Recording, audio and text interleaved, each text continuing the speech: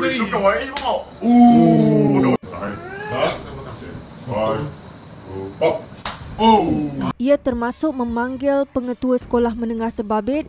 Selain kumpulan pelajar yang dirakamkan aksi mereka itu, begitu juga mangsa untuk diambil keterangan.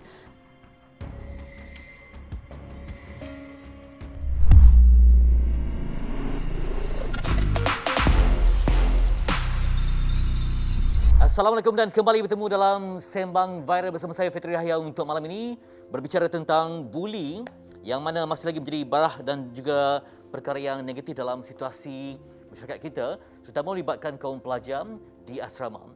Baik, hari ini bersama dengan Cik Man. Assalamualaikum Cik Man. Waalaikumsalam Fitri. Merah ni lambang senior, bukan kalau di sekolah di asrama.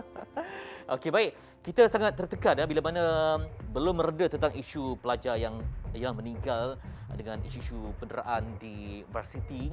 Tiba pula isu pelajar yang sekarang ni dulu mungkin lebih banyak tetapi tak dirakamkan. Sekarang ni ada teknologi dapat rakam, dapat tunjuk macam mana kejahatan mereka, kenakalan mereka. Ada yang suka hati tendang anak orang, Ibu bapa menghantar anak ke asrama untuk jadi pandai, insan bijaksana, terutama di asrama yang ada reputasi. Tetapi anak diperlakukan bagaikan seorang hamba, ditendang, ditumbuk, kemudian apa lagi yang dibuat. Jadi macam mana, kenapa bully ini masih wujud dalam masyarakat kita, Cik Man? Banyak faktor sebenarnya Fitri. Antaranya mungkin pendidikan, cara membesar ataupun tekanan-tekanan, kisah-kisah silam si pembuli dan seumpamanya, sampaikan dia merasakan dia nak melepaskan apa yang dia pendam. Ini dari segi psikologi lah, benda-benda tu mungkin kita kena tanya dia. Walau macam mana pun, apa yang berlaku, setiap manusia yang membuli tidak boleh menjadikan mak bapak saya bercerai contohnya ataupun tak mendidik, tidak boleh dijadikan sebagai alasan untuk engkau menceroboh kebahagiaan orang lain, sama ada secara fizikal ataupun mental. Faktor-faktor ni yang kita kena kaji balik supaya bukan kita nak salahkan kepada si pembuli walaupun ternyata dia sebagai pelaku tu salah, tapi sebagai masyarakat yang kerjanya teamwork. So dari segi peringkat ibu bapa, dari segi peringkat si pembuli dan juga kita masyarakat yang berinteraksi dengan isu ni, yang sebagaimana Fitri sebut, dulu tak ada rakaman, dulu tak viral. So sekarang ni kita dah bersembang, dah viral, so semua kena main peranan untuk mendidik. Kita melihat bully ini ada banyak, Ada yang fizikal, ada yang emosi penderaan, ada juga yang seksual, Mungkin ada yang tengah malam kena layan nafsu senior ke apa semua. Jadi macam mana sebab ia berlaku di sekolah, ada anak-anak yang mengunci mulut, takut kalau beritahu nanti kena buang sekolah ke, kena di isu polis ke, menyebabkan mereka ini memendam tapi membesar dalam keadaan yang marah dan juga ada konflik identiti, simpati pada mereka yang di bangsa ni. Bila kita sebut dalam komuniti lah, terutamanya sekarang ni isu-isu yang berlaku di asrama dan dia melihat benda yang tak sepatutnya berlaku dari segi kemungkaran, dan Nabi pun sebut, dia kena berpegang dengan apa yang Nabi sebut, itu sebagai backup dia lah. Dia kata dalam satu hadis, barang siapa yang melihat kemungkaran, junior melihat senior, senior melihat junior melakukan, ataupun sesiapalah satu batch, hendaklah dia ubah dengan kuasa. Tapi dia tak ada kuasa ni, sebab kalau dia pergi tegur kan, dia kena belasah pula. Kalau dia tak mampu, maka dia ubah dengan mulut. Maksudnya dia tak ada kuasa untuk orang kata berhentikan sekolah ke, gantung sekolah ataupun buang sekolah.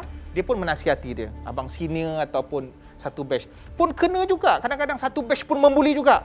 Maka hendaklah dia membenci dalam hati. Tapi sekarang ni sudah berlaku apa yang telah berlaku. Kisahnya apabila ada pelajar yang cuba menasihati dan kemudian akhirnya ia dibuli. Tak apalah, kita katakan bukan tak apa tu, maksudnya dia mendapat ganjaran disebabkan kebaikan yang dia buat.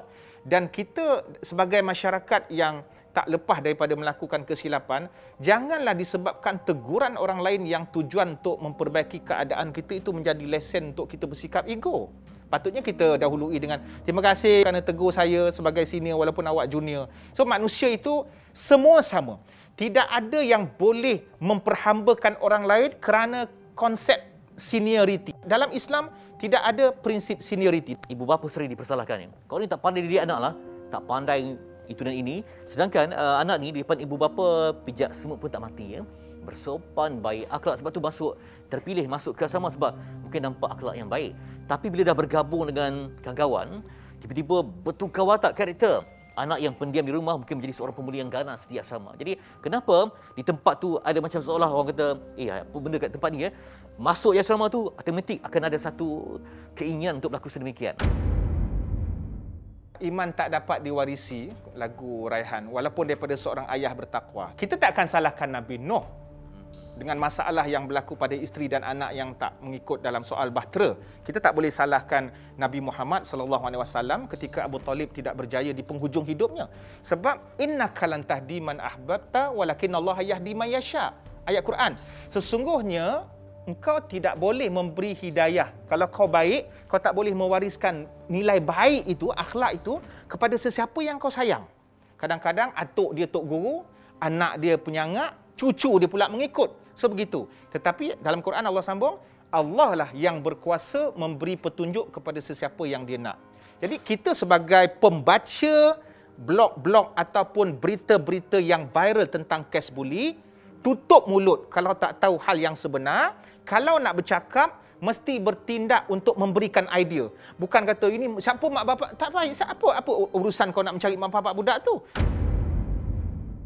Setiap ibu bapa dalam struggle dia, walaupun mak bapak itu sendiri mungkin dari segi pendidikan dia kurang, mesti mengharapkan keturunan yang soleh. Ini fitrah setiap manusia. Setiap manusia memang nak anak jadi soleh. Kalau ayah dia pernah terlibat dengan isu-isu penyalahgunaan ataupun merompak, apa harapan pada anak-anak? InsyaAllah legasi rompakan dia. Tak ada. Bila dah berlakunya kes buli, mak bapak pembuli satu hal, mangsa buli satu hal, si pembuli satu hal. Satu benda yang lebih penting daripada tiga hal ni, kita sebagai pembaca. Apa urusan kita? Adakah kau bertindak sebagai orang kata penggabung ataupun pembantu ataupun menangguk di air keruh ataupun batu api? Maka Nabi sebut la yadkhulul jannah namam. Tidak akan masuk syurga orang yang mengapi-apikan ataupun provokasi dalam sesuatu hal. Baik, semua orang hari ini pandai berbicara tentang hak ya.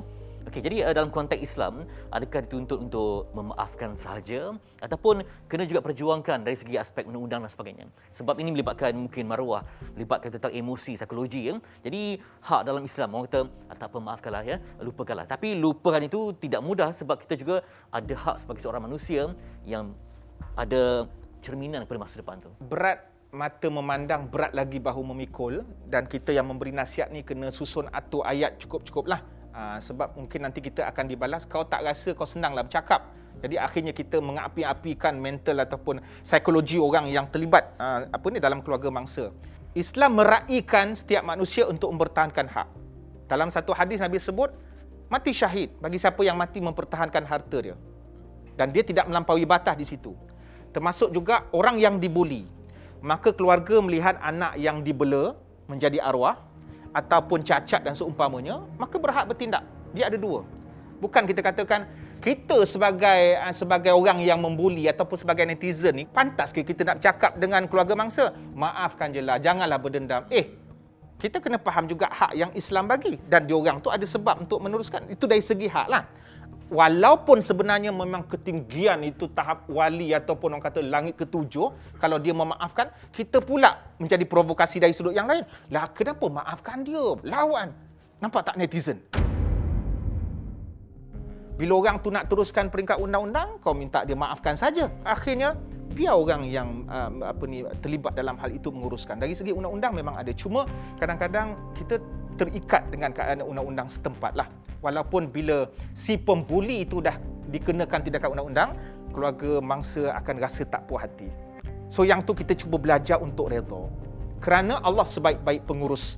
Allah sebaik-baik pengurus di akhirat nanti.